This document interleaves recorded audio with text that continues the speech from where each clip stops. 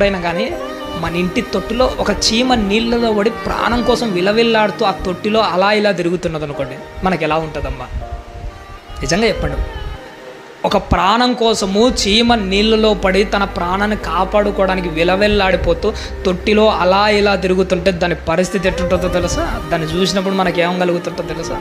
మన మనసు కకావికలమైతే ఎలాగైనా దాని ప్రాణాన్ని కాపాడాలి, ఎలా అయినా దాన్ని బయటపడేయాలనుకుంటాం. అరే నీకే అలా అనిపించవుంటే, ఒకవేళ నువ్వు సమస్యల సుడిగుండంలో, కష్టాల బాధలో, సముద్ర తీరం లాంటి నీ కుటుంబ జీవితంలో నువ్వు నలిగిపోతూ చెప్పుకోలేని బాధతో శోధనలతో సతమతమైపోతూ నీ బ్రతుకు ఇంత దారుణంగా ఉంటే దేవుడు నిన్ను చూస్తూ అలా గాలికి వదిలేస్తాడు అనుకున్నారా? అస్సలు వదిలేయడండి. ఎవరిని అనుమానించినా తప్పేమో లేదో కానీ మన ఆత్మీయ జీవితంలో మన ప్రభువును మనం చచ్చినా కానీ ఏం చేయకూడదో తెలుసా? అనుమానించకూడదు.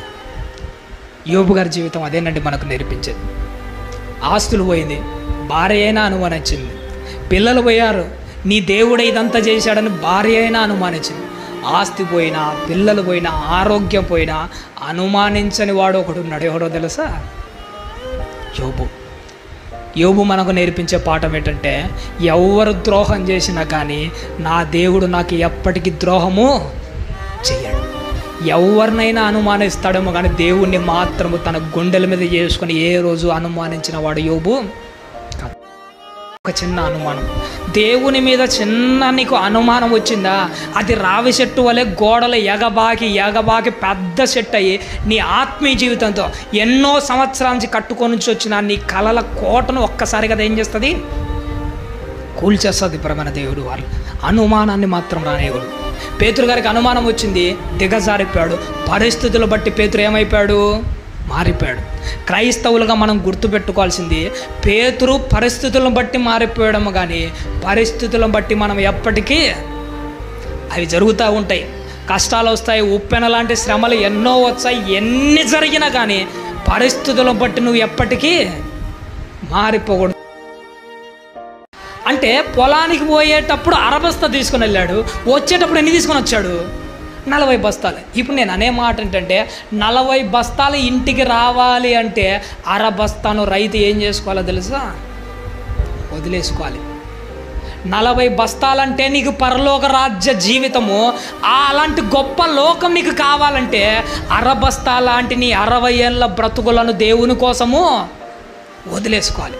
ఇక్కడ వదిలేసుకుంటే ఆ 40 బస్తాలు నీ ఇంట్లోకి వచ్చి చేరతాయి. నీ జీవితం పచ్చగా ఉంటుంది, గొప్పగా ఉంటుంది. కళ్ళ ముందర ఉన్న అరబస్తా లాంటి జీవితము వదిలేసుకోవాలి. ఒకవేళ ఆ రైతు అరబస్తాను కూడా వండుకొని తినడానికి అవకాశం ఉందా లేదా? ఒకవేళ వండుకొని తిన్నాడంటే అది అంతటితో అయిపోతుంది. ఇంకా నేననే ఒక మంచి మాట ఏంటంటే, ఇక్కడ ప్లేస్ మారుతుంటే నీకు నిద్ర రాలేదు కదా, సాగు తర్వాత ఒక పెద్ద ప్లేసే మనం మారడానికి సిద్ధంగా ఉన్నాం. అక్కడ నరకంలో నీకు పట్టుపానుపులు ఏముండవు, ఇంకేముండవు, నిద్ర రావడానికి అవకాశమే ఉండదు. ఇక్కడ ఇక్కడ ప్లేస్ మారితే నువ్వు నిద్ర రాదని నువ్వు ఆలోచన చేస్తున్నావు. అసలు చచ్చిపోయిన తర్వాత ప్లేస్ మారితే నిద్ర కాదు కదా, అసలు కంటి నిండా కొనుకు లేక అబ్బో ఆ బాధ చాలా వర్ణనాతీతంగా. అంటే దాని గురించి ఎవరు ఆలోచన చేయట్లే. అక్కడికి పోకుండా నిన్ను కాపాడగలిగింది ఏంటంటే వాక్యమే ప్రవణత. ఇంకా వేరే ఆప్షన్ ఏం లేదు. దేవుడు మనలందరూ బ్రతికిస్తాడు. ఆగిపోయిన గుండెను మళ్ళీ రీట్రైవ్ చేసి అది కొట్టుకునేలా చేయాలంటే ఏ పని చేయమని చెప్తుంటారో తెలుసా? సిపిఆర్ అని ఒకటి చేయమంటుంటారు. అంటే మన గుండె మీద చేతులు పెట్టి గట్టిగా ప్రెస్ చేసి అతనికి శ్వాస అందిస్తూ చేసే ఆ ప్రక్రియను ఏమంటారంటే సిపిఆర్ అంటారు. ఈ సిపిఆర్ అని ఒక చిన్న పని ఏం చేస్తూ ఉంటుందంటే ఆగిపోయిన గుండెను మళ్ళీ మొదలు పెట్టేలా చేస్తుంది. నేను అంటాను, ఒక సిపిఆర్ ఆగిపోయిన గుండెను మొదలు పెట్టేలా చేసి మళ్ళీ ఎలా అయితే బ్రతికిస్తుందో, ఆత్మీయ జీవితంలో చచ్చిపోయి గుండె ఆగిపోయినంత పరిస్థితుల్లో దిగజారిపోయిన మనల్ని మళ్ళీ బ్రతికించేది ఏంటో తెలుసా? నీ ఒంటరిగా ఇంట్లోకి వెళ్ళి మోకాలేసి తలుపేసుకొని చేసే ఆ విలువైన ప్రార్థనే ఆగిపోయిన నీ ఆత్మీయ జీవితాన్ని మళ్ళీ బ్రతికిస్తుంది. దేవదూతలు దేవుని ఎదుట నిలబడాలంటే వాటికి ఎంత వణుకు పుడుతుంటో తెలుసా? ఒకవైపు 2 రెక్కలతో కాళ్ళు, 2 రెక్కలతో ఒళ్ళు కప్పుకొని ఎంత భయముతో భక్తితో ఉంటాయి తెలుసా? దేవుని దగ్గర నిలబడ్డానికి అవి అంత వణికిపోతూ ఉంటే నువ్వు పరలోకంలో ఆయనతో నిలబడడానికి నీకు ఎంత కెపాసిటీ ఉండాలి, నీలో ఎంత సామర్థ్యం ఉండాలి. అందుకే పౌలు గారు ఒకటే ఆశపడ్డాడు, దేవుని దగ్గర నిలబడాలంటే మామూలు వాళ్ళు అయితే ఆయన ఎదుట నిలబడలేరు. ఆయన ఎదుట నిలబెట్టాలి అని అంటే వీళ్ళని మొదట ఏం చేయాలి? సంపూర్ణంగా రెడీ చేయాలి. ఎందుకంటే ఆషామాషిగా ఉన్న వాళ్ళు ఆయన ఎదుట నిలవలేరు. ఉదయం ఒకసారి లేవగానే చేయాలి, మధ్యాహ్నం ఒకసారి చేసుకోవాలి, రాత్రి పడుకునేటప్పుడు లెక్క పెట్టుకొని చేసేవాడిని. తర్వాత ఒకానొక సందర్భంలో దినమునకు 7 మార్లు అని ఒక మాట చదివాము, ఒక సేవకుడు చెప్పాడు. అప్పుడు నా కౌంటును 3 నుంచి ఏం చేశానో తెలుసా, 7కు పెంచారు. కౌంట్ పెట్టుకుంటూ దేవునితో మాట్లాడేవాడిని. నాకు సిగ్గు అనిపించిందండి ఈ మధ్యకాలంలో. మన ఇంట్లో మన నాన్న అంటాడు, మన నాన్నతో కౌంట్ పెట్టుకుని ఏమైనా మాట్లాడతామా? రోజుకు నీతో 7 సార్లే మాట్లాడతా, రోజుకు నీతో 10 సార్లే మాట్లాడతా. కౌంట్ పెట్టుకొని మాట్లాడతామా? మాట్లాడన్న ఫీలింగ్ కలిగిన ప్రతిసారి మాట్లాడుతుంటామా? మన నాన్నతోనే కౌంట్ పెట్టుకునే మాట్లాడము. అలాంటిది దేవునితో మాట్లాడేటప్పుడు, మన తండ్రితో మాట్లాడేటప్పుడు కౌంట్ పెట్టుకొని మాట్లాడకూడదు. నీకు ఫీలింగ్ కలిగిన ప్రతిసారి మోకాలు వేస్తూనే ఉండాలి, వేసిన ప్రతిసారి మనసు విప్పి ఆయనతో మాట్లాడుతూనే ఉండాలి. ఇది ప్రార్థన అంటే. ఇప్పుడు షడ్రకు మేషకు అబేద్నెగోలు అంటున్నది ఏంటో తెలుసా? మండుచున్న ఈ అగ్నిగుండం నుంచి తప్పించుటకు మా దేవుడు సమర్థుడు. దేవుడు తన భక్తుల నోట ఆ మాట ఎందుకు పలికించాడంటే, ఇంకా చెప్పాలంటే చావు తర్వాత ఈ 7 అంతల కంటే పెద్దదైన అగ్నిగుండం ఒకటి ఉంది. ఈ మండుచున్న అగ్నిగుండం నుంచి తప్పించగలడు. దేవుని యొక్క సామర్థ్యం ఇంతే అని అనుకుంటున్నారా మీరు? చావు తర్వాత ఉండే ఒక భయంకరమైన అగ్నిగుండం ఉంది, దాని నుండి కూడా తప్పించడం సమర్థుడు ఎవరట? దేవుడు. మన ప్రభు అయిన యేసుక్రీస్తు. ఆయన కెపాసిటీ అలాంటి. ఒకానొక టైంలో దేవుణ్ణి కాదు, దేవుని మందసాన్ని ఫిలిష్తీయులు ఏం చేస్తాడంటే సాహసించి దాన్ని తీసుకుని పోయి దాగోను గుడిలో పెడతాడు. ఇప్పుడు దాగోను గుడిలో ఆ దాగోను అనే దేవత ఆ బొమ్మ ఏముంటుందంటే మందసం ఎదురుగా నిలబడి ఉంటుంది. తెల్లారేసరికి ఏమైందో తెలుసా? దాగోను గుడిలో ఉన్న దాగోను దేవత మందసం ఎదుట బోర్లబడి ఉంటుంది. దేవుని ఎదుట కాదు, దేవుని మందసం ఎదుట కూడా ఉండే కెపాసిటీ ఈ బొమ్మలకు లేదు. అలాంటిది నెబుకద్నెజరు దేవునితో సమానముగా ఆయన సామర్థ్యాన్ని తక్కువ అంచనా వేస్తున్నాడు. నన్ను చూస్తే తండ్రిని చూసినట్టని యేసుక్రీస్తు వారు అనడం కాదు, నన్ను చూస్తే దేవుణ్ణి చూసినట్టని నువ్వు కూడా అనే స్థాయికి వచ్చినప్పుడే నీకు పరలోకం సాధించే సామర్థ్యం వచ్చినట్టు. యేసుక్రీస్తు వారు ఒక్కడ ఆ మాట అనడం కాదు, నువ్వు కూడా అనగలగాలి ఆ మాట. నన్ను చూస్తే దేవుని చూసినట్టే, ఆయన మాత్రమే నేను పరిశుద్ధంగా ఉన్నాడు, ఆయన క్యారెక్టర్లే నాలో ఉన్నాయి, ఆయన చెప్పినట్టే చేస్తున్నానని ఆయన ఏదైతే మార్గం చూపించాడో ఆ మార్గం మొత్తం నీలో కనిపించాలి. నన్ను చూస్తే ఎవరు చూసినట్టో తెలుసా? ఇప్పుడు నా తండ్రిని చూసినట్టని నువ్వు కూడా చెప్పగలిగిన స్థాయికి వస్తేనే పరలోకానికి సాధించే సామర్థ్యత నీకు వచ్చినట్టే. ఈ భూమి మీద మనుషులుగా పుట్టి దేవతలను పిలువబడుతున్న వాళ్ళు చాలామంది ఉన్నారు. చాలామంది భూమి మీద మనుషులుగానే పుట్టారు, ఇప్పటికీ దేవుడుగా కొనియాడబడుతున్న వాళ్ళు కూడా ఉన్నారు. నేను అంటాను, దేవునిగా వాళ్ళు కొనియాడబడుతూ భూమి మీద పుట్టినప్పటికీ వాళ్ళను కూడా నరకం నుంచి తప్పించుటకు సమర్థుడు ఎవరో తెలుసా? మన దేవుడు మాత్రమే. మన దేవుడు మాత్రమే అంత సమర్థుడు, అంత గొప్పవాడు, అంత ఉన్నతమైన వాడు, అంత గొప్ప స్టామినా కలిగిన వాడు.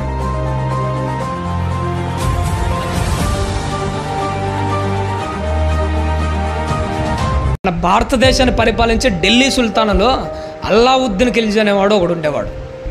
ఈ అల్లావుద్దీన్ ఖిల్జీ అనేవాడు తన గురించి తను ఏమని చెప్పుకున్నాడు తెలుసా? సుల్తాన్ అనేవాడు, ఢిల్లీ సుల్తాన్ అనేవాడు నేను ఎలాంటివాడో తెలుసా?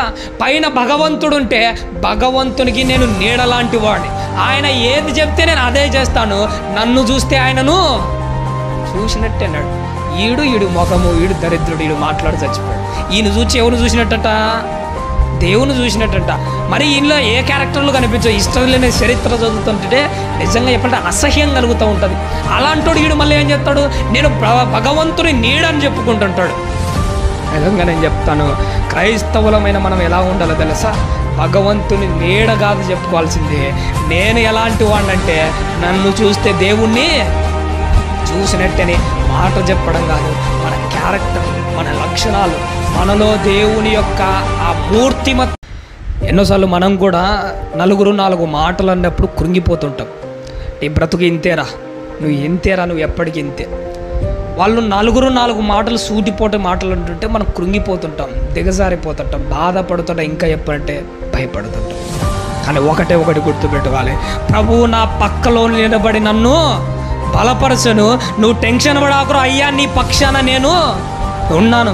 నేను ఒక్కని నిలబడ్డానంటే నీ పక్షాన అటువైపు అడ్డంగా నిలబడిన వాడు ఎవడైనా కానీ తుంచబడి పక్కకు పోవాల్సిందే తప్ప నువ్వు దేనికి జడసాల్సిన అవసరము లేదు. సావు కళ్ళ ముందరకు వచ్చింది పౌలు గారు, ఓడ బద్దలవుతున్నాయి, సునామీ లాంటి కష్టాలు ఎన్నో వస్తున్నాయి. భయపడ్డా? జడిసిపోయాడా? అస్సలు దేనికి భయపడలే, దేనికి జడసలే. ఎందుకంటే దేవుడు నా పక్కలో ఉండగా నేను ఎందుకు భయపడాలన్న ఒక ధైర్యం.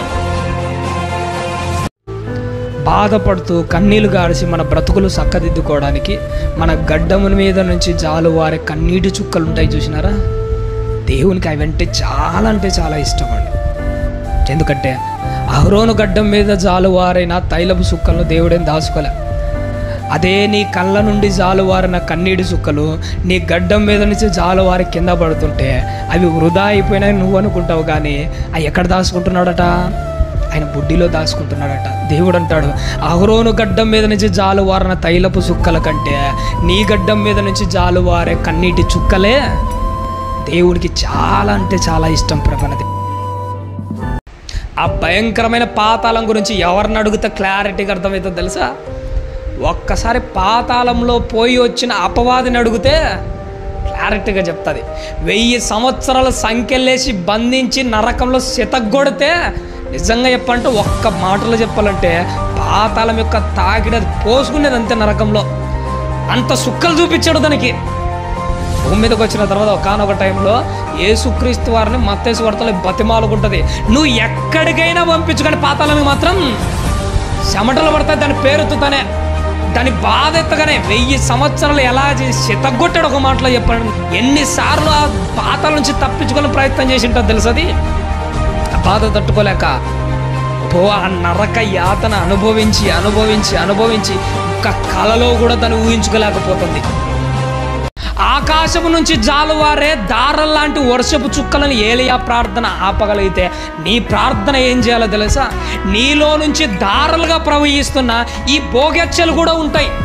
ఆ రోజు వర్షపు చుక్కలను ఆపగలిగిన ఆయన ప్రార్థన, నీ ప్రార్థన ఏం చేయాలంటే దారలుగా ప్రవహిస్తున్న భోగెచ్చలకు అడ్డుకట్టలేసి ఆపగలిగినదై ఉండాలి.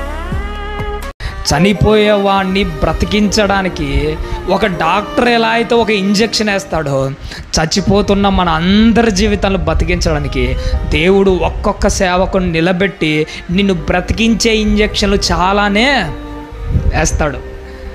ఆ ఇంజెక్షన్ పడిందా, లోపలికి వెళ్ళిందా, అది గుండెను తాకిందా, ఇక నీలో ఒక మార్పు అన్నది ఏమవుతుంటుందో తెలుసా? మొదలవుతుంది. ఆ ఇంజెక్షన్ పడాలనే ఆశపడుతుంటాడు దేవుడు. బిట్టు వాళ్ళ నాన్న ఆ ఇంజెక్షను 60 లేదా 80 వేలు పెట్టుకున్నాడు బ్రతికించే ఆ ఇంజెక్షన్. కానీ యేసుక్రీస్తు వారు నేను బ్రతికించే ఆ మాట కోసము ఆయన పెట్టిన ఖరీదు ఎంతనో తెలుసా? తన ప్రాణాన్నే పెట్టాడు. మార్తా మరియలని ఇంట్లోకి వస్తే పరిచయం చేశావు. ఈ తల్లి ఇల్లు విడిచిపెట్టి ఆయనతో వెంట తిరుగుతూ ఏం చేసేదట? పరిచర్య చేసేదట. ఆయన వెంట తిరుగుతూ ఉన్నప్పుడు ఆయన ఎన్ని మాటలు వింటారో తెలుసా? ఇప్పటికీ మీకు తెలుసో లేదా కానీ ఇప్పటికీ ఈ రోజుకు మగ్దలేనే మరియకు యేసుక్రీస్తు వారికి అక్రమ సంబంధం ఉందని ఇప్పటికీ మాట్లాడేవాళ్ళు ఉన్నారు. ఇప్పటికి నిజంగా చెప్తాను. సచ్చినా కానీ ఇన్ని నిందలు భరిస్తుంది ఆ తల్లి. బతికినప్పుడు ఎన్ని నిందలు వేసిట్టారో ఆమె మీద, ఎన్ని మాటలన్నీ వింటారో.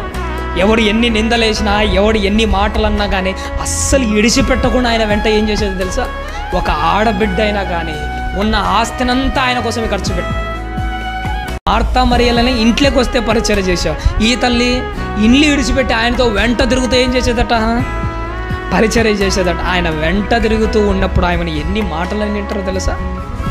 ఇప్పటికీ మీకు తెలుసో లేదా కానీ ఇప్పటికీ ఈ రోజుకు మగ్దలేనే మరియకు యేసుక్రీస్తు వారికి అక్రమ సంబంధం ఉందని ఇప్పటికీ మాట్లాడేవాళ్ళు ఉన్నారు. ఇప్పటికి నిజంగా చెప్తాను, సచ్చినా కానీ ఇన్ని నిందలు భరిస్తుంది ఆ తల్లి. బతికినప్పుడు ఎన్ని నిందలు వేసిట్టారో ఆమె మీద, ఎన్ని మాటలన్నీ వింటారో. ఎవడు ఎన్ని నిందలేసినా, ఎవడు ఎన్ని మాటలు అన్నా కానీ అస్సలు ఇడిచిపెట్టకుండా ఆయన వెంట ఏం చేసేది తెలుసా? ఒక ఆడబిడ్డ అయినా కానీ ఉన్న ఆస్తినంతా ఆయన కోసమే ఖర్చు పెట్టారు.